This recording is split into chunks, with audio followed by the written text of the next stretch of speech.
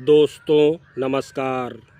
दोस्तों मैं प्रदीप कुमार वर्मा यहाँ पर अपने जीवन की एक घटना का वर्णन कर रहा हूँ। दोस्तों तब मेरी उम्र यही कोई 6 या 7 वर्ष की रही होगी। बरसात का मौसम था। उन दिनों मैं जब तब घर के सामने एक बड़े से गड्ढे में भरे पानी में कागज़ की नाव बनाकर चलाया करता था।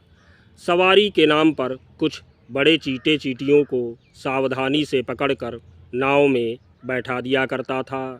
नाव चलती जाती, चींटे चींटियाँ नाव पर इधर से उधर दौड़ लगाते रहते, उससे उतरने का प्रयास करते, लेकिन अपने चारों तरफ पानी देखकर वे घबरा जाते और नाव में ही बने रहते।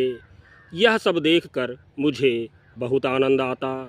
कुछ देर तक यह आनंद ले लेने के पश्चात नाव को गड्ढे से निकालकर उसे ज़मीन पर रख देता, जिससे कि वे चींटे चींटियाँ आराम से उतर जाएं। और यही होता भी। अपने आसपास पानी को न देखकर वे चींटे चींटियाँ बड़ी ही फुर्ती दिखाते हुए वहाँ से निकल भागते। एक दिन की बात है, शाम का समय था। तब हमारे घर में टीवी नहीं था।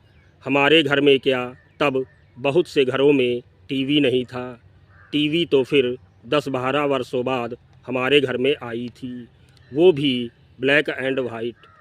पापा रेडियो पर समाचार सुन रहे थे। मैं भी वहीं पर उनके पास बैठा खाना खा रहा था।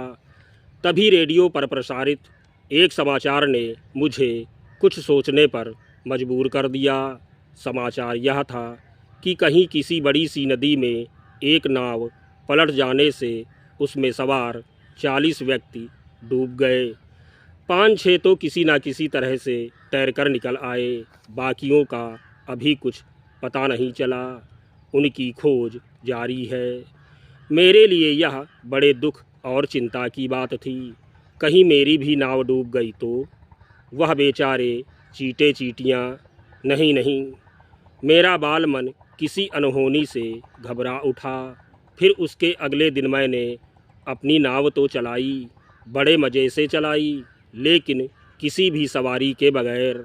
हाँ, मैंने चींटे चींटियों को अपनी नाव में नहीं बैठाया। धन्यवाद।